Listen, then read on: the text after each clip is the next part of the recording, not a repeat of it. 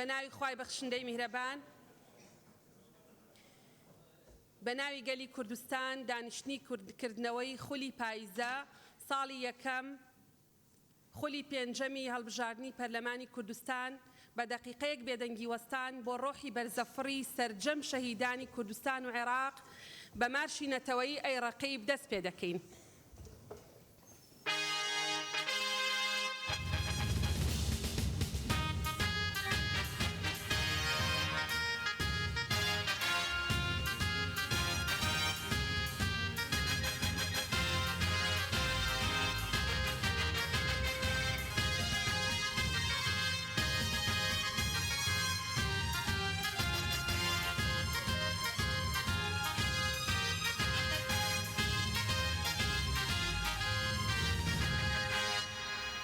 فەرموون.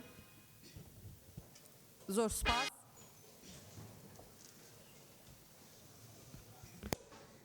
ئێستش داوا لە بەڕێز سکرتێری پەرلەمانەکەم کە بەرنامەی کاری ئەم کۆبوونەوەیە بخێنێتەوە. فەرموون. بەڕێز سەرۆک پەرلەمان بەرنامەی کار بەپێی حکمی بڕگەی یەکەم لە مادەی 7 بڕگەی یەکەم و دووەم لە مادەی 16 و مادەکانی 47 و 48 و 52 55 و 56 و 57 لە پەیرەوی ناوخۆی پەرلەمانی کوردستان داش عێراق دەستەی سەرۆکایەتی پەرلەمان بریاریدا بەرنامەی کاری دانیشتنی کردنەوەی خولی پاییزەی ساڵی یەکەم لە خولی پێنجەمی هەڵبژاردننی پەرلەمان لە کات 11 پێشنەوەڕۆ ڕۆژی یەکشەممە ڕێکەوتی 1 نۆی 2019 بەم شێوەیە بێت. یەکەم، 1 دقیقە بێدەنگی وەستان بۆ ڕێزلێنان لە گیانی پاکی شەهیدانی کوردستان و عێراق لەگەڵ مارشی نەتەوەیی.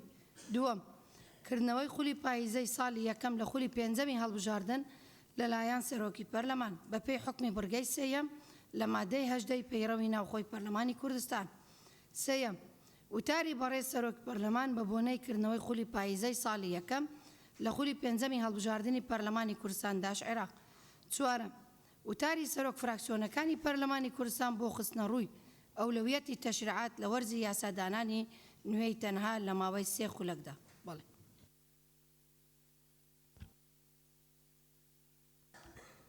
بەڵێ، زۆر سوپاس. ئێستش بڕگەی دووەمی بەرنامەی کارەکە دەست پێ دەکەین. ئەندامانی بەڕێزی پەرلەمان، هاوڵاتیانی ئازیزی هەرێمی کوردستان، ئەمڕۆ 1 نۆی 2019 خولی پاییزەی گرێدان لە ساڵی یەکەمی خولی پێنجەمی هەڵبژاردننی پەرلەمانی کوردستان دەست پێکاو متمانە بەخشین بە کابینەی نەوەمی حکوومەتی هەرێمی کوردستان لە 10 حوتی 2019 خاڵی جەوهەری و جیاکەرەوەی ئەم وەرزە دەبێت لە وەرزی یاسادانانی یەکەم. چونکە لە ڕووەکانی یاسادانان و چاودێری و بەدواداچوونی ئامادەکاریەکانی بودجەی گشتی هەرێم ئەرکی ڕاستەقینە و جیاواز دەکەوێتە ئەستۆی پەرلەمان و پەرلەمانتاران. بۆیە ئەگەر بۆیە گرنگە ڕوانگەی تەشریعی ڕوونمان بۆ وەرزەکە هەبێت و ئەرکی چاودێریکردنی حکوومەتیش هاوتەریب لەگەڵ ئەرکی یاسادانان لە چوارچێوەی یاسا و پەیڕەوی ناوخۆ نادیدە نەگرین، چونکە ئەم دوو ئەرکە یەکتر تەواو دەکەن و بایەخ و ئەرزشی یەکتر ڕەنگڕێژەکەن. ئەندامانی بەڕێزی پەرلەمان، بەگشتی و پێشخستنە ڕووی پلان و ڕوانگەمان بۆ ئەم وەرزەی یاسادانان بە گرنگی دەزانین لە چارەنووسی ئەو پێشنیازە یاسا و بڕیارانەی کە لە وەرزی پێش و ئاراستەی پەرلەمان کراون ئاگادارتان بکەینەوە بۆ ئەوەی پلانی داهاتوومان بەرمەبنای ئەوە بێت کە پێشتر کراوە. کۆی گشتی 34 پێشنیازە یاسا و بڕیار ئاراستەی سەرۆکایەتی پەرلەمان کراوە و ئەوانیش بەم شێوەی خوارەوە مامەڵەیان لەگەڵ کراوە. 3 پێشنیازە یاسا و بڕیار پەسەند کراون. 14 پێشنیازە یاسا و بڕیار ئاراستەی حکوومەت کراون بۆ ڕەزامەندیدان لەسەر بارگرانی داراییان بۆ ئەوەی خوێندنەوەی یەکەمیان بۆ بکرێ ئاماژە بە بڕگەی 4 لە مادەی 79 پەیڕەوی ناوخۆ. 2 پێشنیازە یاسا مەرجی ڕواڵەتی پێشنیازی یاسای تێدا نەبووە و ئاراستەی ئەو پەرلەمانتارانە کراونەتەوە کە واژۆیان کردووە بۆ چاکردن ئاماژە بە بڕگەی 3 مادەی 88 پەیڕەوی ناوخۆ. 1 پێشنیازە یاسا ئاراستەی حکوومەت کراوە بۆ ئامادەبوون لە کۆبوونەوەی لیژنەی تایبەتمەند ئاماژە بە بڕگەی 1 مادەی 42 پەیڕەوی ناوخۆ. 6 پێشنیازە یاسا و بڕیار ئامادە کراون بۆ خوێندنەوەی یەکەم لە کۆبوونەوەی هاوبەشی دەستەی سەرۆکایەتی و لیژنەی یاسایی بەپێی مادەی 79 پەیڕەوی ناوخۆ. 2 پێشنیازە یاسا کە بە زمانی عەرەبی پێشکەش کراون ئاراستەی کاروباری پەرلەمان کراونەتەوە بۆ ئەوەی وەربگەڕێنە سەر زمانی کوردی بەرمەبنای حکومەکانی یاسای زمانە فەرمیەکان لە هەرێمی کوردستان ژمارە 6 ساڵی 2014. یەک پێشنیازە یاسا ڕەت کراوەتەوە لەلایەن لیژنەی یاسایی بەپێی بڕگەی یەکەم لە مادەی 8 پەیڕەوی ناوخۆ. دوو پێشنیازە یاسا هێشتا ئاراستەی لیژنەی یاسایی نەکراون بۆ هەڵسەنگاندن و بڕیاردان لەسەریان. یەک پێشنیازە یاسا ئاراستەی لیژنەی یاسایی کراوە و هێشتا بۆ خوێندنەوەی یەکەم ئاراستەی سەرۆکایەتی نەکراوەتەوە. دوو پێشنیازە یاسا لەلایەن ژمارەی یاسایی پەرلەمانتاران پێشکەشکرابوون، بەڵام لە بنەڕەتدا حکوومەت لە خولی چوارەم ئاراستەی پەرلەمانی کردبوون و لە خولی پێنجەم بە نووسراوی فەرمی داوای گەڕانەوەیانی کردبوو، بۆیە پەرلەمان ئاراستەی حکوومەتی کردەوە. بەڕێزان، ئامانجمان لە خستنەڕووی ئەم پۆڵێنکاریە ئەوەیە بەڕای گشتی و بەڕێستانی ڕابگەێنین کە بە چاوی بایەخەوە لە پێشنیازی پێشکەشکراوی پەرلەمانتاران دەڕوانین و خۆمان پابەندی حکومەکانی پەیڕەوی ناوخۆ کردووە لە مامەڵەکردن لەگەڵ پێشنیازی یاسا و بڕیارەکان و لە پشووی وەرزی یاسادانان زیاتر لە جارێک لیژنەی کاروباری یاسایی و لیژنە تایبەتمەندەکان و سەرۆکایەتی پەرلەمان کۆبوونەوە و هاوئاهەنگیمان کردووە بۆ یەکلاییکردنەوەی چارەنووسی پێشنیازە یاساکان. ئێستش پێشبینیمان ئەوەیە کە فراکسیۆنەکان و پەرلەمانتاران بۆشایی یاسایی و کەموکورتی یاسابەرکارەکان و پێداویستی خۆناغەکە بە ئاراستەی خزمەتی زیاتری کوردستانیان بکەنە بنەمای پێشکەشکردنی پێشنیازە یاسایی دیکە. پەرلەمانتارانی بەڕێز، وەک سەرۆکایەتی پەرلەمانی کوردستان پلانمان داناوە کە لەسەر چەند ئاستێک کارەکانمان ئاراستە بکەین و لەم خاڵانەدا چڕیانەکەینەوە. یەکەم، سەرباری کارکردنمان بۆ هاوئاهەنگی و پتەوکردنی پەیوەندیمان لەگەڵ تەواوی فراکسیۆنە کوردستانیەکانی ئەنجومەنی نوێنەرانی عێراق لە هەوڵی سیاسی و بەکارهێنانی مافە دەستوری و یاساییەکانمان بەردەوام دەبین، لەلایەک بۆ بەرگرتن بە پەسەندکردنی ئەو پێشنیازە یاسایانەی کە دژ بە ڕێسا دەستوریەکان و بنەماکانی سیستمی فیدراڵین وەک پرۆژە یاسای خزمەتی شارستانی و هاوشێوەکانی. لەلایەکیش لە دادگای ئیتیحادی تانە لەو یاسایانە دەدەین کە دژ بەو ڕێسا و بنەمایانە بە ئاراستەی سڕینەوەی یان کەمکردنەوەی دەسەڵاتی دامەزراوە دەستوریەکانی هەرێم تێپەڕێنراون وەک یاسای کارگەڕی دارایی فیدراڵی کە لە ساڵی 2019 پەسەند کراوە. دووەم، پەرلەمانی کوردستان هاوکەت لەگەڵ هاندانی گشت لایەنە سیاسیەکان بۆ یەک ڕێزی و هاوئاهەنگی لە چارەسەرکردنی کێشەکانی کەرکووک و تەواوی ناوچە کوردستانیەکانی دەرەوەی هەرێم و هاندانیان بۆ ئامادەکاری بۆ هەڵبژاردننی پارێزگاکان و پرۆسەی سەرژمێری گشتی بڕیارلێدراو لەلایەن حکوومەتی ناوەندی، پشتیوانی سیاسی خۆی بۆ بژاردەی گفتوگۆ لە نێوان حکوومەتی هەرێم و حکوومەتی فیدراڵ بە ئاراستەی دانوستانی هاوسەنگ و چارەسەری لۆژیکی کێشەکان لە بەرژەوەندی کوردستانیان و فراهەمکردنی سەقامگیری سیاسی و ئابووری ڕادەگەیەنێت. سێهەم، بە مەبەستی ڕەخساندنی زەمینەی سیاسی لەبار و ژینگەیەکی تەندروست بۆ کاراکردنەوەی لیژنەی ئامادەکردنی دەستور بۆ ڕاپرسی دەستمان بە سەردانی حیزب و لایەنە سیاسیەکانی هەرێمی کوردستان کردووە و بەردەوامیش دەبین، بە مەبەستی دروستکردنی جۆرێک لە کۆدەنگی سیاسی و نیشتیمانی سەبارەت بە پرۆژەی دەستوری هەرێمی کوردستان کە دوجار دەبێتە سایەی کۆکردنەوەی گشت جیاوازیەکان و پارێزەری ماف و ئازادیە گشتیەکان و دەبێت فراهەمی ڕەزامەندی جۆرێک لە کۆدەنگی پێشوەختەی بۆ بکەین. چوارەم، کابینەی نۆیەمی حکوومەتی هەرێمی کوردستان کارنامەیەکی ڕاگەیەنراوی هەیە کە لە بەردەم پەرلەمانی کوردستان خراوەتە ڕوو. جێبەجێکردنی ئەو کارنامەیەش زەمینەی تەشریعی لەباری دەوێت کە خۆی لە نزیکەی 14 بۆ 16 پرۆژە یاسا و بڕیاردا دەبینێتەوە. لە هەرە گرنگترینیان پرۆژە یاسای چاکسازیە لە بواری خەرجی و داهات و وەزیفەی گشتی و خانەنشینی، چاکسازی لە کەرتی تەندروستی و دەرمان و خۆراک لە ڕێگەی پرۆژە یاساکانی دامەزراوەی نیشتیمانی دەرمان و خۆراک، پاراستنی مافی نەخۆش، پارێزبەندی پزیشکان و کارمەندانی تەندروستی، پرۆژە یاسای پاراستنی سەرچاوەکانی ئاو لە هەرێمی کوردستان، پرۆژە یاسای هەمواری یاسای وەبەرهێنان، پرۆژە یاسای بیمەی کشت و کاڵی، پرۆژە یاسای کار و بیمەی کۆمەڵایەتی بۆ کرێکارانی کەرتی تایبەت، پرۆژە یاسای سیستمی بانکی هاوچەرخ و هەتا دوایی.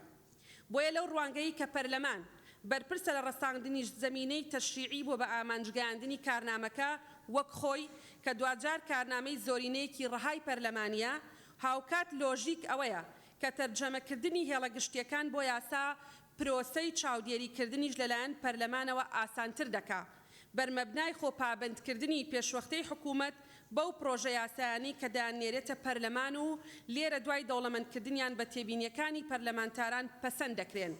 بە فەرمی داوا لە حکوومەتی هەرێمی کوردستان دەکەین هەرچی زووترە ئەو پرۆژانە بنێرێتە پەرلەمان بۆ ئەوەی بە پێی پەیڕەوی ناوخۆ ئەولەویەتیان لە وەرزی تەشریعی نوێدا پێ بدەین. پێنجەم، لەبەر ڕۆشنایی یاسابەرکارەکانی هەرێم و پەیڕەوی ناوخۆ یەکێکی تر لە ئەرکەکانی پەرلەمان پەسەندکردنی یاسای گشتی بودجەیە کە لە هەمان کاتدا یەکێکیشە لە پابەندیەکانی حکوومەت.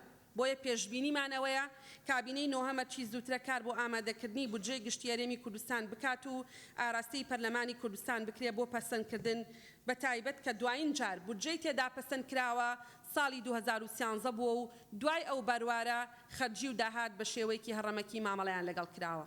شەشەم، لەبەر ڕۆژاوی یاسا بەرکارەکان و پەیڕەوی ناوخۆی پەرلەمانی کوردستان، ئەندامانی بەڕێزی پەرلەمان دەسەڵاتی پێشکەشکردنی پێشنیازی یاسا و بڕیاریان هەیە و بە حکمی بەرکەوتنی ڕۆژانەیان لەگەڵ دامەزراوە فەرمیەکان و هاوڵاتیانی کوردستان و دۆز و دۆخی کەرتە جیاوازەکان لە هەموو کەس باشتر دەزانن پێداویستەکانی هەرێمی کوردستان لە ڕووی سیستمی تەشریعیەوە چییە و کە ماسی و کەموکوڕی یاسا بەرکاریەکانیش چین. بۆیە داوا دەکەین خاڵی هاوبەشی نێوان کارمامەکانتان بدۆزنەوە و بۆ کامەڵکردنی سیستمی تەشریعی نەخەمڵیمی هەرێمەکەمان لە بوارە ژیاریە زیندیۆکان و هەموارکردنی یاسا بەرکارەکان هاو ئاهەنگی بکەن، بە تایبەت لە بواری ڕێخستنی دەواازە سنووریەکانی هەرێمی کوردستان، لا مەرکەزیەتی کارگێڕی و دارایی، فرەکردنی سەرچاوەکانی داهات، پەرەپێدانی کەرتەکانی کشتتوکاڵ و پیشەسازی و بازرگانی و گەشت و گوزار، فراهەمکردنی هەلی کار بۆ گەنجان و دەرچوانی زانکۆکان، پاراستنی ژینگەی کوردستان، قەدەغەکردنی بازرگانیکردن و بەکارهێنانی مادە هۆشبەرەکان بە یاسایەکی تایبەت و هەر بوارێکی تر کە بە گرنگی دەزانن. لە کۆتاییە داواکارین گشت پەرلەمانتاران و فراکسیۆنەکان هاوکار و هاو ئاهەنگ بن بۆ ئەوەی لەم خولەی گرێداندا پەرلەمانی کوردستان بکەینە خاوەنی یاسایەکی سربەخۆ بۆ ڕێکخستنی دەسەڵات و بەرپرسیارەتی و پێکهاتە و کاروبارەکانی پەرلەمان لەبەر ڕۆشنایی پرەنسیپی جاکردنەوەی دەسەڵاتەکان و تایبەتمەندی دەسەڵاتی یاسادانان. زۆر سوپاس.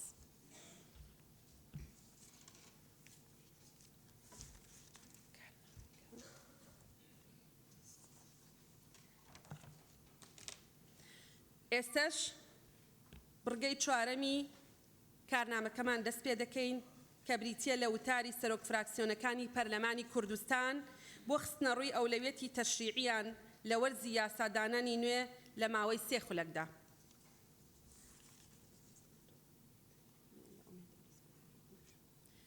فەرموو بەڕێز کاک ئومێد. بەناوی خۆی گەورە و مێرەبان بەڕێز سەرۆکی پەرلەمانم پێشنیاریەوە دەکەم بۆ ڕێزگرتن لە کاری ئۆپۆزیسیۆن لە پەرلەمان سەرەتا دەرفەت بە فراکسیۆنەکانی ئۆپۆزیسیۆن بدرێت، دەرفەتی قسەکردن بەوان بدرێتن.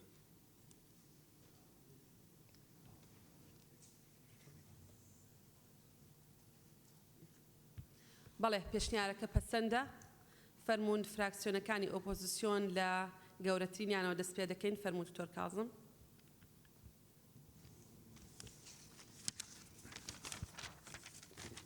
بەناوی خوای بەخشندەی میهرەبان بەڕێز سەرۆکی پەرلەمان، دیارە ئەو بابەتانی کە جەنابەت لە وتارەکە تا باست کرد هەمیان یان زۆرینەیان بابەتی گرنگ و پێویستن بۆ ئێستای ژیانی هاوڵاتیان و ئەگەر پەرلەمان بە دەقیقی ئەو بابەتانە جێبەجێ بکە، ئەو خاڵانە جێبەجێ بکە، دڵنیام دۆخی هاوڵاتیان و گوزەرانی هاوڵاتیان زۆر باشترە بێ. وەکو فراکسیۆنینەوەی نوێ لە سەرەتای ئەم خولەی پەرلەمانەوە و تا کۆتاییش بەردەوام دەبین ئەولەویەتی کار و پرۆژەکانمان خەڵک دەبێت و لەو سۆنگەیەشەوە چەند پێشنیازی یاسایەک و یاداشتمان پێشکەش بە دەستەی سەرۆکایەتی پەرلەمان کردووە و بەردەوامیش دەبین لە پێشکەشکردنیان. دیارە کاری پەرلەمان یاسادانان و چاودێری و بودجەیە. ناکرێت پەرلەمانی کوردستان کە کاری چاودێریە نەزانێت گیرفانی حکوومەت چەندی تێدەچێت، چەند پارەی تێدایە و لە چیدا خەرجی دەکات. و ئەمەش خۆی دەبینێتەوە لە هێنانی پرۆژەی یاسای بودجەی ساڵانەی حکوومەتی هەرێمی کوردستان و دەوڵەمەندکردنیان بە تێبینەکان و تێپەڕاندنیان. دەیان پرسیار و داواکاری هاوڵاتیان هەیە کە ئەرکی ئێمە وەکو پەرلەمان وەڵامیان بدەینەوە. خەڵک دەپرسن کوا داهاتی کوردستان، کوا بودجە، کوا پارەی نەوت و داهاتی ناوخۆ خاڵە گۆمرگیەکان، لای کێیە و چۆن خەرج دەکرێت. دەبێت کاری پەرلەمان و سەرەکی ترینیان ئەولەویەتی بەڕێستان بۆ ئەم وەرزەی یاسادانان چییە؟ بەڵێ یەک باس یەکەم سەرەتا کێشەکە باز دەکەم، دوای پرۆژەکانتان چین ئەوانەمان بۆ باسکە. ئێستا بۆ جەنابەتی کێشەکە باز نەکەم چۆن پرۆژەکە باسکەم.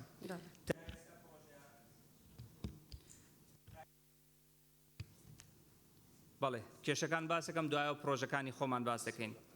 تا ئێستا بە سیوادارم بە مناقەشە چکە 3 دقە کاتم هەیە. تا ئێستا ڕوون نییە ئەوە زیاتر لە 5 ساڵت داهاتی هەرێمی کوردستان چۆن سەرفەکرێت. لەبەرەوە ئێمە لە ڕێی بودجەوە کە زانیمان داهاتی هەرێمی کوردستان چەندە ئەو کاتە دەتوانین دوایی ئەوە سەرکیتری کارمان بکەین بە پێدانی موچەی هاوڵاتیان و فەرمانبەران لە کاتی خۆیان و گەڕاندنەوەی پاسەکەوتی موچەی فەرمانبەران کە لە ساڵانی پێشووە بە زۆرە ملێ لەلایەن حکومەتەوە لێیان زەوت کرابوو. هەزاران گەنج و دەرچووی زانکۆ هەیە کە ئێستا بێکارن و شەوانە ڕۆژەکەنەوە لەسەر شەقامەکان معلومی جەنابتانە. هەلی کاردۆزینەوە بە پرۆژە یاسایەک کە ئێمە خۆمان پێشکەشی پەرلەمانی دەکەین لەلایەن پەرلەمانی کوردستانەوە کاری لەسەر بکرێت دەستەی سەرۆکاتی بخاتە پەرنامەی کارەوە با هەماهەنگی لەگەڵ حکومەتدا بۆی لە کەرتی گشتی و کەرتی دایبەتە سوود لە توانای ئەو گەنجانە وەربگیرێت لەگەڵ دەرچووی زانکۆ و یەکەمەکانە. دیارە ساڵی نوێی خوێندن دەست پێ دەکاتەوە بەداخەوە خوێندنگەکان و زانکۆکان و پەیمانگەکان بە کۆمەڵێک کێشەوە چاوەڕێی خوێندکارانەکەن بەشە ناوخۆیەکان کۆمەڵێک کێشەی تایە. ئێمە لە خولی پێشوە ئێمە لە خولی پێشوە پرۆژە یاسایەکمان پێشکەش کرد. کاکتۆر کازم ناوی پرۆژە یاسامان پێ بڵێت تکایە کاتی تر دەرفەت دەبێت بە ئازادی خۆت قسە بکەی بەڵام ئەمڕۆ تۆ 3 دقەت هەیە پێمان بڵێ بۆ تۆ لەم وەرزەیە چی گرنگە وەکو فراکسیۆنی ئەوەی بەلای فراکسیۆنی گرنگە پرۆژە یاسای دەرماڵەی خوێندکاری زانکۆ و پەیمانگەکان تکایە پێم مەبڕە. پرۆژە یاسای دەرماڵی زانکۆ و خوێندکاری زانکۆ و پەیمانگەکان بەلای ئێمە ئەولەویەتی کارەکانمانە بە پێی کۆتا ڕاپۆرتی دیلۆیت داهاتی 3 مانگی کۆتایی مانگانە حکوومەتی هەرێمی کوردستان زیاتر لە 700 میلیۆن دۆلاری داهاتە بووە لە بەغداوە بودجە هاتووە. موچەی خەڵکی فەرمانبەران تا ئێستا هی مانگی 5 دابشکرا ئەو مانگی نوۆیە. بەڕێز کاکتۆر کازم کاتەکە تەواو بوو. فەرموو بەڕێز کاک عەبدولستار فەرموون.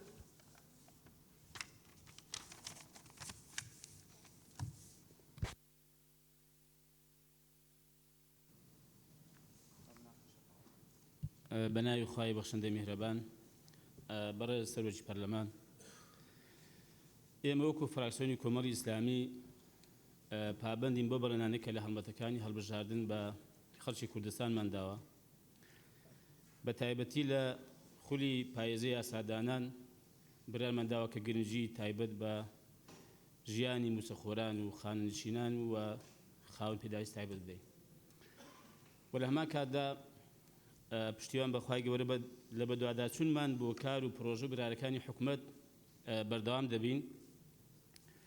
بۆ ئەمە بەستەش هەموو ڕێکارە پێڕەویەکان دەگرینە بەر بە تایبەت بۆ چۆنیەتی جێبەجێکردنی کارنامەی ئەم کابینەیە کە لێرە خوێنرایەوە کە جنابیش ئاماژەتان پێکرد. موسەخۆران تاکو ئێستا شایستی دارایەکانیان کە لەیان پاشەکەوت کراوە پیانە دراوەتەوە. ئێمە لەم ڕۆوە پرۆژە یاسایەکمان پێشکەش کردووە و من هیوادارم گرنگیت پێ بدرێ و لەم خولی یاساداناندا پسند بکرێ کە بە شێوەی هەژماری بانقی و دامەزانی سیستەمێکی بانقی ئەم پاشەکەوتی موچیان بۆ بژێڕێتەوە. دووەم تایبەت بە چاکسازی ئێمە پرۆژەمان ئامادەیە و خۆمان بە خاوەنی پرۆژەی چاکسازی دەزانین کە کاتی خۆی پێشکەش کراوە و بەردی بناغەی ئەم پرۆژەیە فراکسیۆنی ئێمەش بووە. بۆ ئەمە بەستە لەگەڵ پەرلەمانتارانی دیکە لە فراکسیۆنە ئۆپۆزیسیۆنەکان پرۆژەی چاکسازی لە خانەنشینی مەدەنی و سەربازی پێشکەش دەکەینەوە کە لە خولی پێشوو پێشکەشمان کرد بوو و خوێندنەوە یەکەمیشی بۆ کرا. ئێمە بڕوامان وایە کە وێرای چاکسازی لە خانەنشینی مەدەنی و سەربازی بەڵام پێویستیشە چاکسازی لە خەرجیەکان و لە داهاتەکان بکرێ کە دەبوو چاکسازی حەقیقی لە داهاتی نەوت و گاز و گومرگ و داهات ناوخۆیەکان ئەنجام بدرێ کە سەرچاوەی گەورەی گەندەڵیە ئەگەر چاکسازی تێدا نەکرێ کە پێویستە شەفاف بێ و بە تەواوی زانیاریەکان بۆ پەرلەمان و وەلیژنە پەیوەندیدارەکان ئاشکرا بکرێ. سەبارەت بە خانەنشینان هاوکات لەگەڵ پرۆژەی چاکسازی لەگەڵ ئەوە داین و پرۆژەی هەمواری ئینفازیشمان ئامادەیە بۆ یاسای خانەنشین یەکگرتووی عێراق کە تا ڕادەیەک ناڕێن بەتەواوی بەڵام تا ڕادەیەک لە دادگەری نزیکە و لە نێویشیاندا خانەنشینان لە کەمترین موسە تا موسەی پلە باڵاکان ئەم پرۆژەیە بەرزەسەی دەکات.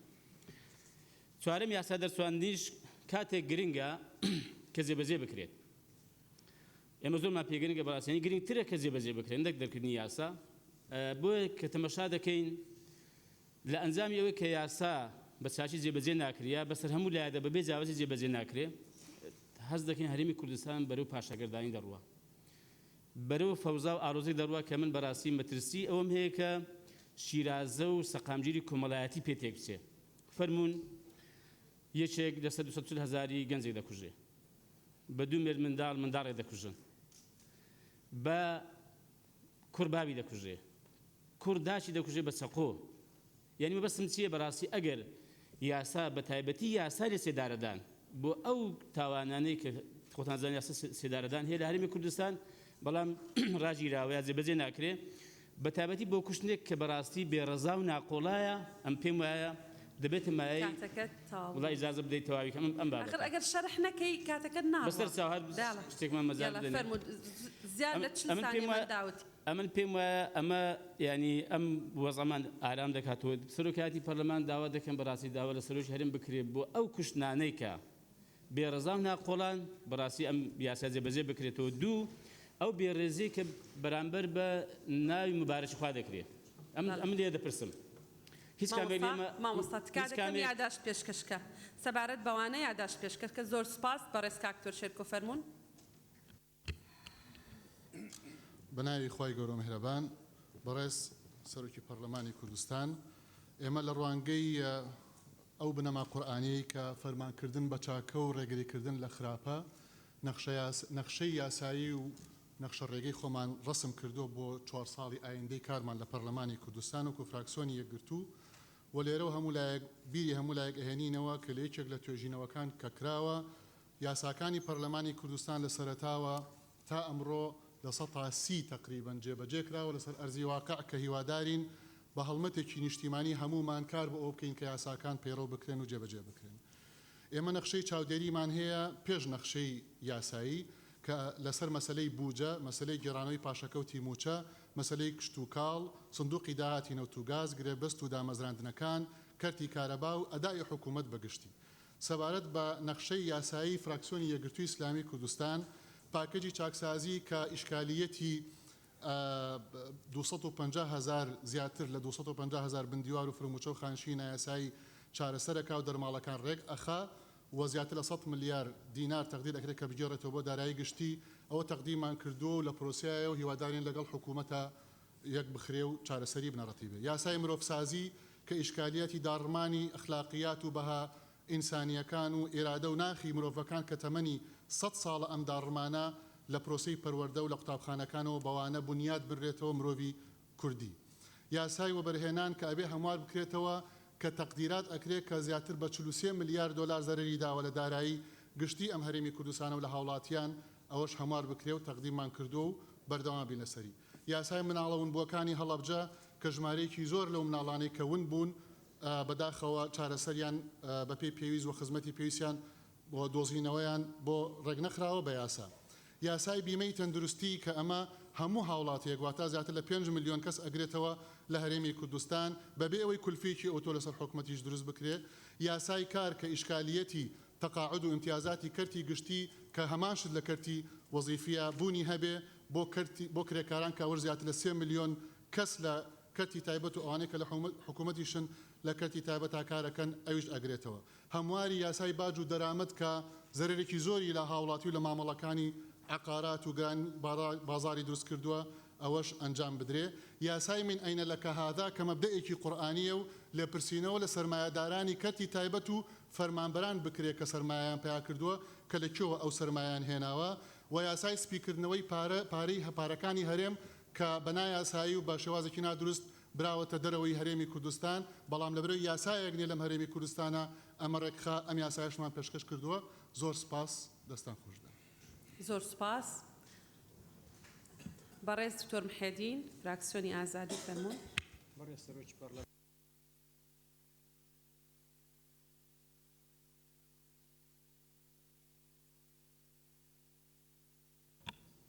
لەم وەرزەی یاسادانانی خولی پاییزە خۆی لەم خاڵانەی خوارەوە دەبینێتەوە.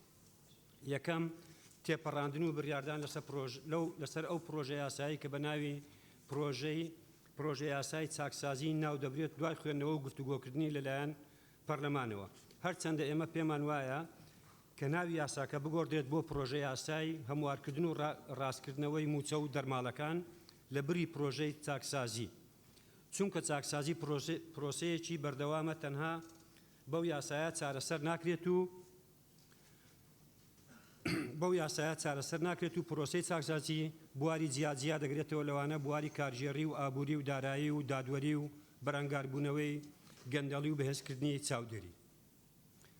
خاڵێکی تر کارکردن لە پێناو ئامادەکردنی پرۆژە یاسای بودجەی هەرێمی کوردستان لەلایەن حکوومەتی هەرێمەوە و پەسەندکردنی لەلایەن پەرلەمانی کوردستانەوە، چونکە ناکرێت هەرێمی کوردستان بۆ چەندین ساڵە بەبێ یاسای بودجە بێت و ئەگەر جاران هۆکاری تایبەتی هەبوو بێت ئێستا زەمینە لەبارە بۆ ئامادەکردن و پەسەندکردنی ئەو پرۆژە یاسایە. خاڵێکی تر کارکردن لە پێناو ئامادەسازی بۆ نووسینەوەی پرۆژەی دەستوری هەرێمی کوردستان کە لە ئێستادا کوردستان لە هەموو کات زیاتر پێویستی پێیەتی.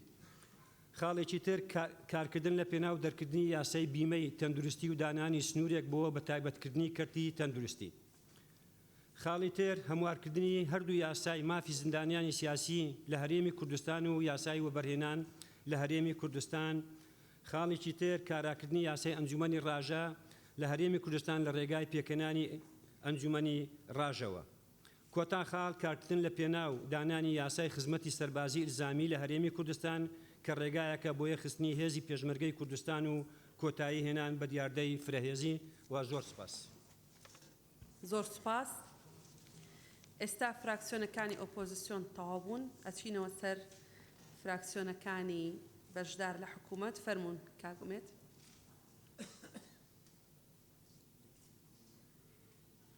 عفوا.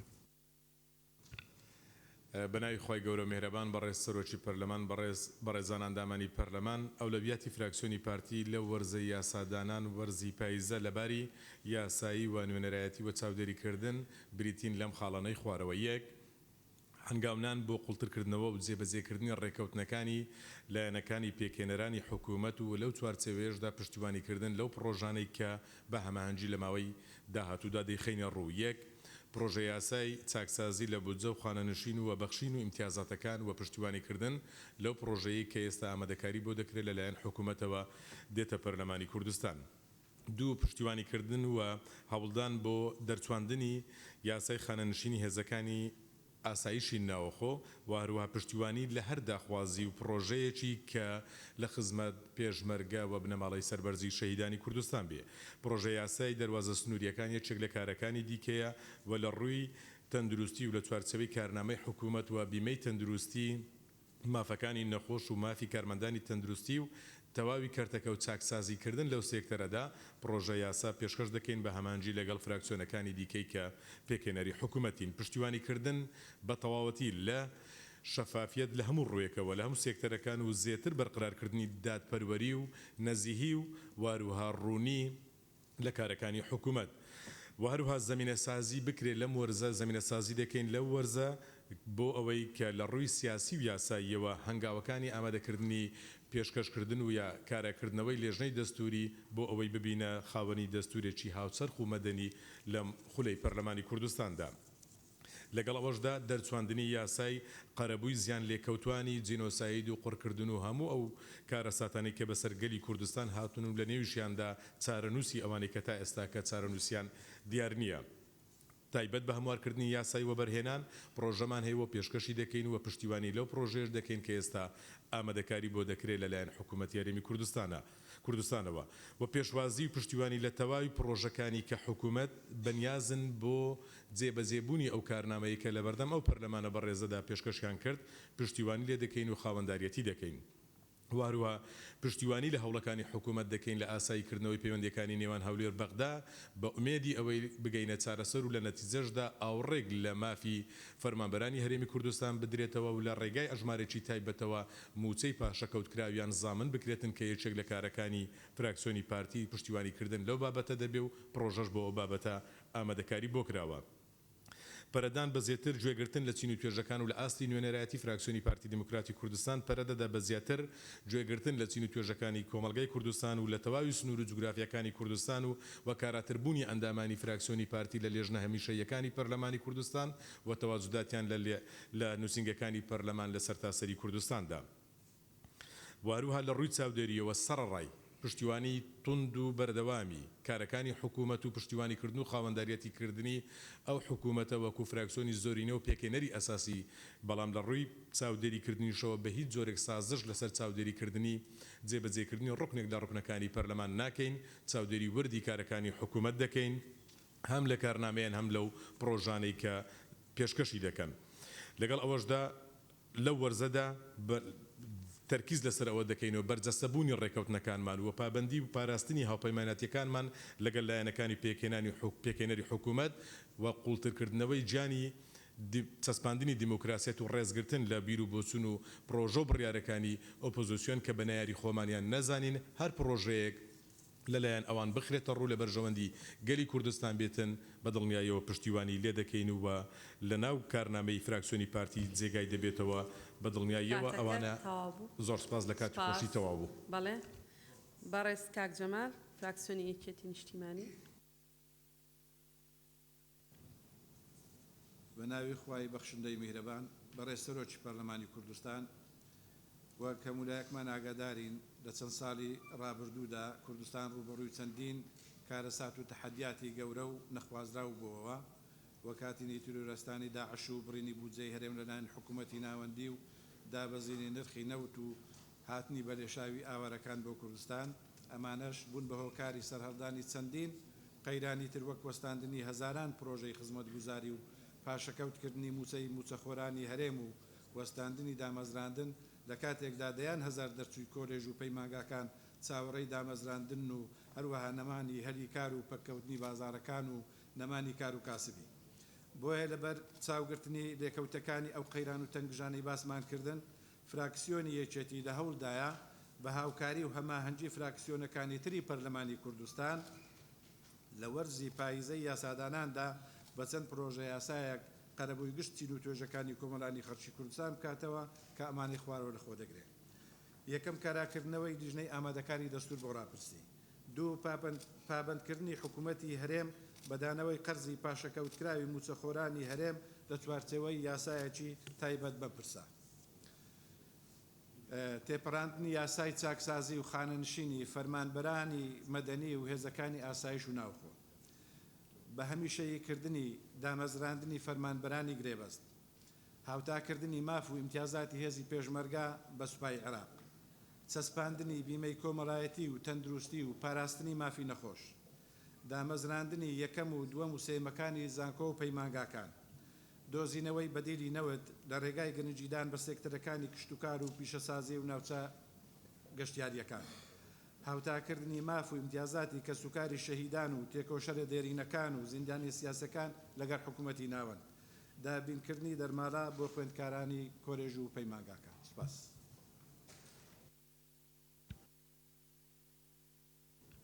زۆر سپاس. فەرموو کاک عەلی حەمەد ساڵح لە فراکسیۆنی گۆڕان. بە ناوی خوای گەورە بەڕێز سەرۆکی پەرلەمانی کوردستان لە چوارچێوەی ئەو ڕێکەوتنانەی بزوتنەوەی گۆڕان بۆ بەشداریکردنی لە حکوومەتا کردوێتی کە ڕۆحی ڕێکەوتنەکان ئیسلاح لە بواری دارایی ئابووری سیاسی قانونی کاریگەڕیە فراکسیۆنی گۆڕان کارنامەی خۆی داڕشتۆتەوە بۆ ئەم خولەی پەرلەمان.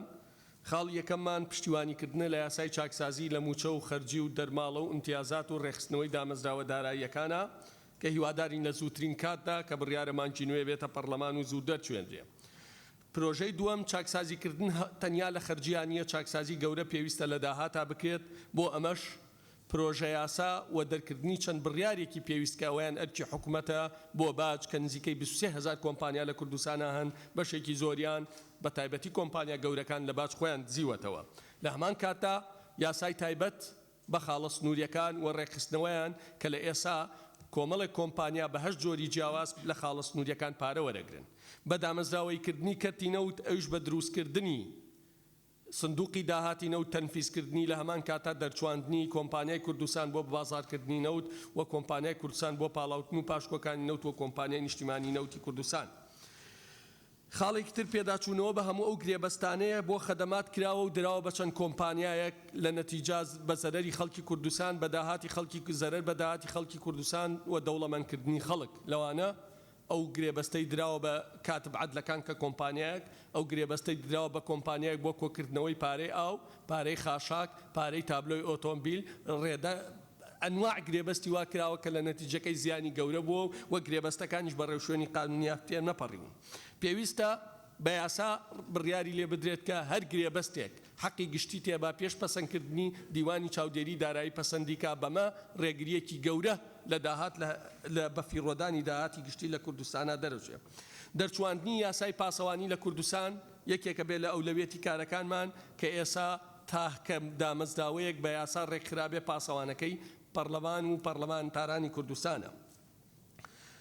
ئەمە جگەلەوەی کە کۆمەڵێک چین و توێژەن کە گرنگە ئەو ئاوڕی لێ بدرێتەوە لەوانە تۆڕی پاراستنی کۆمەڵایەتی ئەو ئافرەتانەی کە بێهاوسەرن ماوەی 5 ساڵە تەنیا 100,000 سەرچاوی ژیانە ڕاگیراوە لەگەڵ ئەو خوێندکارانەی کە پێویستە دەرماڵی خوێندنیان پێ بدرێت. یاسای تایبەتی بودجە کە ئێستا ئامادەکاری بۆ کرێت لە وەزارەتی دارایی پێویستە دەست و بردی لێ بکرێت بۆ ئەوەی داهات و خەرجی بە تەواتی ڕوون ببێتەوە.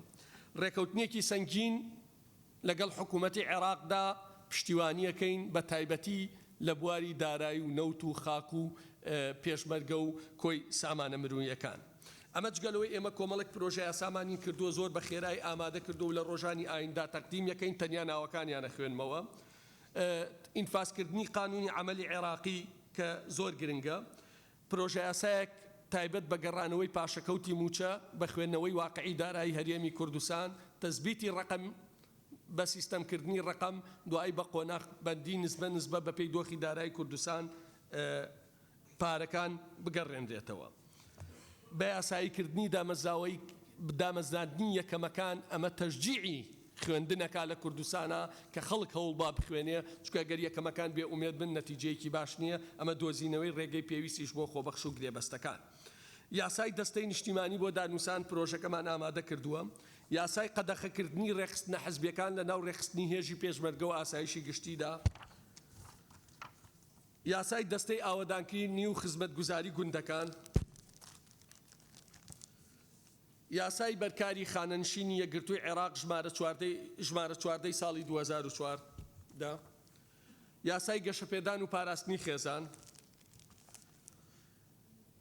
قانونی داواکاری گشتی. یاسای ڕێگری لە زیادەڕۆی لە هەرێمی کوردستانە. دڵنیایی کۆمەڵایەتی. دەستەی گشتی سەلامەتی و باشی بەرهەمی خۆماڵی و هاوردەکان لە هەرێمی کوردستانە. بەرەنگاربوونەوەی مادە هۆشبەرەکان، یاسای تایبەت بە بەرەنگاربوونەوەی مادە هۆشبەرەکان کە ئێستا گەورەترین گرفتە و تایسە قانونی تایبەتی نییە لە کوردستانە. تەمینی سەحی. کاتەکەت تەواو بوو کاک عەلی. دوای پرۆژەکان. زۆر سپاس.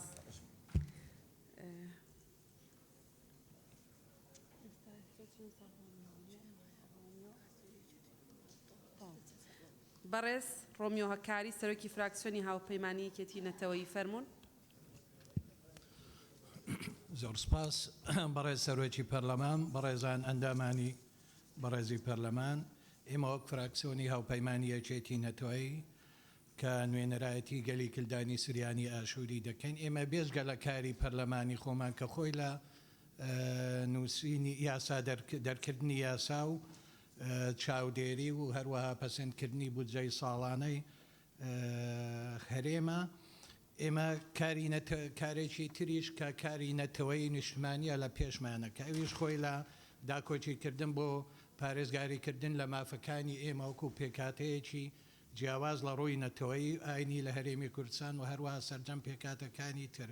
و لە هەمان کادا ئێمە لە هەمان کادا وەکو نوێنەری سەرجەم خەڵکی کوردستان داکۆچی و پشتگیری لە ماف و داخوازەکانی هەر هەمویان دەکەین. بۆیە ئێمە پێمان وایە لە دانی ئەولەویەت بدرێت بە هەندێک لەو یاسایانەی کە پێمان وایە چەندەها ساڵە خەڵکی کوردستان داوای دەکەن، بە تایبەتی یەکەمیان کە یاسای چاکسازیە کە ئەویش خۆی لە دیاریکردن و تهدیدکردنی مەسلەی موچەیە و هەروە خانەنشینی و موچەی کەمەندامان و موچەی بێسەرپەرشتاران و زۆرێک لەو چینە هەژارانەی خەڵکی کوردستان کە چەندەها ساڵە لە ژێرباری هەژاریە ئەناڵێنن. خاڵی دوام کە بەلای ئێمەوە پێویستە ئەولەوێتی پێ بدەێت مەسلەی دەستورە. ئێمە لە دەورەی دوامدا کە ڕەشنووسی یاسای دەستوری هەرێمی کوردستانمان دەکردووە کە تا ئێستا جێبەجێ نەکراوە. پێمان وایە ئەبێ لەم خولەدا بە شێوەیەکی جدی جارێکی تر لیژنەیەکی نوێ پێک بهێنرێت بۆ باسکردن بۆ پێداچوونەوەی سەرجەم مادە و بڕگەکانی دەستور. ئێمە وەکو گەلی کلدانی سریانی ئاشووری بۆ ئێمە زۆر گرنگە بۆ مافەکانمان بۆ داهاتووی نەوەکانمان کە ئەم دەستورە بنووسرێت و بۆ ئەوەی بزانین مافەکانی ئێمە تا چه ئاستێکە پارێزراون لە هەرێمی کوردستانە. یاسایەکی تریش ئەوەیە کە یاسای ژمارە 5 ساڵی 2015 کە لە پەرلەمانە مناقەشەیەکی زۆری لەسەر کراوە. ئەویش پەیوەستە بە پارێزگاری کردنی مافی پێکاتەکانی هەرێمی کوردستان کە پێکاتی ئێمە و برا تورکمانەکان و هەروە پێکاتە نەتەوەیە جیاوازەکانی ترکە لە هەرێمی کوردستاندا دەچین. ئێمە وەکو فراکسیۆنی هاوپەیمانی یەکێتی نەتەوەی پشتگیری لە چارەسەرکردنی کێشەکانی نێوان هەولێر و بەغدا دەکەن کە پێمان وایە بە چارەسەرکردنی ئەم کێشانە بەشێکی زۆری کێشەکانی هەرێمی کوردستان و بە تایبەتی خەڵکی هەژاری کوردستان چارەسەر دەکرێتن. خاڵێکی تر ئێمە وەکو نەتەوەی کلدانی سریانی ئاشووری پێمان وایە ئەبێ چەندەها یاسای تر هەبێ بۆ پێشکەشکردنی خزمەتگوزاری بە تایبەتی بۆ ناوچەکانی ئێمە کە بەڕاستی تا ئێستا خزمەتگوزاریان پێ نەگەیشتووە. وەکو خاڵی کۆتاییشم ئەوەیە کە ئێمە لە پەرلەمانی کوردستاندا لە ڕۆژی 3 مانگی ئابدا مانگی ڕابردوودا پرۆژە یاسایی دیاریکردنی ڕۆژی 3 ئاب وەکو ڕۆژی جینۆسایدی خوشکوبرا ئێزیەکان ئێمە پێمان وایە وەکو نەتەوەیە کە بەشدارین لە خۆشی و ناخۆشی لە هەرێمی کوردستانەوە بەشدارین لە سەرجەم چاڵاکیە سیاسی و جوواکیەکانی هەرێمی کوردستان پێمان وایە ئەبێ نەتەوەی ئێمە و پێکاتەکانی تریش ڕۆژێکیان بۆ دیاری بکرێت. بۆ نمونە ئێمە وەکو گەلی کلدانی سریانی ئاشووری لە هاتنی داعشە من لە دانیشتنەکەشە باسم کرد ئێمە قوربانەیەکی زۆرمان داوە. ڕۆژەکەتان پێشکەش کردو لە لای سەرۆکایەتیە. زۆر سپاس. کاک محەممەد سەعدەدین سەرۆکی فراکسیۆنی گەشەپێدانی تورکمانی فەرموون. بەڕێ سەرۆکی پەرلەمان پێشەکی سوپاسی سەرۆکایەتی پەرلەمان دەکەین بۆ ئەم دەرفەتە. بابەتی چاکسازی بووەتە قسە و باسی خەڵکو و دروشمی گشت لایەنەکانە هەروها خاڵی هاوبەشی حکوومەت و پەرلەمان و هێزە سیاسیەکانە. بۆیە ئێمەش وەک پارتی گەشەبێدانی تورکمان پشتیوانی پرۆژەی چاکسازی دەکەین. ئەمەنەک تەنها بە دەرچواندنی یاسا دەنجی پێ بدرێت بەڵکو پێویستە هەمان هەڵوێست و ئیرادەمان هەبێت لە هەنگاوەکانی جێبەجێکردنی چاکسازی کە ببێتە هۆی باشکردنی بژێوی خەڵک و زامنکردنی مافی فەرمانبەران و پێشخستنی سیستەمی کارگێری لە هەرێمی کوردستان. هەروەها هاندانی حکوومەت و لە هەمان کاتدا هاوکاریکردنی بۆ ئامادەکردنی بودجەی ساڵانە کە بە هۆکاری قەیرانی دارایی و بڕینی مستحقاتی دارایی هەرێم لەلایەن حکوومەتی مرکزی ساڵانی ڕابردوو هەرێم خاوەن بودجەیەکی ساڵانە نەبووە. پشتگیری ئەو داواکاری و پێشنیازانە دەکەین بۆ ئامادەکردنی دەستوری هەرێمی کوردستان کە کۆتا شێوەی سیستەمی سیاسی و حکومرانی جێگیر بکات کە هەر تاکێکی ئەم نیشتیمانە و هەر پێکهاتەیەک و بەگشتی هەموو خەڵکی کوردستان ماف و ڕۆڵی هەبیت لە هەڵبژاردننی نوێنەرەکان و سەرۆکایەتیەکانیان. هەروەها لەم دەستورە هەموو مافەکانی نەتەوەیی و سیاسی و ئیداری نەتەوە و جیاوازەکان و پێکاتە ئاینی و ئاینزاکان جێگیر بکریت. بۆ بەدیهێنانی مەبدەئی پێکەوە ژیان و ئاشتیانە ڕێکخستنی زانستیانەی کەلتور و زمانی نەتەوە جیازیەکان ئاماژە بە گرنگی دەرچواندنی یاسای ئەکادیمیای تورکمانی سریانی دەکەین کە لە یاسای ژمارە 5 2015 ئەم مافا بە پێکهاتەکانی تورکمان و کلدان سریان ئاشووری دراوە. هەروها وەک پێکهاتەی تورکمان داوا لە سەرۆکایەتی پەرلەمان و فراکسیۆنەکان دەکەین پاڵپشتیمان بکەن لە دوار دەرچواندنی پرۆژە بڕیاری بۆ نەفەرمیەکانی نەتەوەی تورکمان کە ئومێد دەکەین پێش هەفتەی تشرین دووەم ئەم پرۆژە بریارە دەنجی لەسەر بدرێت چونکە ڕۆژێکی نەتەوەیە یادی دامەزراندنی قوتابخانە تورکمانیەکانە. لە کۆتاییدا ئێمە وەک فراکسیۆنی پارتی گەشەبێدانی تورکمان پاڵپشتی هەنگاوەکانی کابینەی نوێ دەکەین لە ڕێکخستنی کاروباری کارجێری و دارایی و ناوخۆیی هەرێم و بەردەوام دەبین لە پشگیریکردنی هەر پرۆژە و هەڵوێستێکی نیشتمانی بۆ پاراستنی بەژەوەندیە باڵاکانی هەرێم و پێشخستنی پرۆسەی سیاسی لە هەرێمی کوردستان. سوپاس. زۆر سوپاس.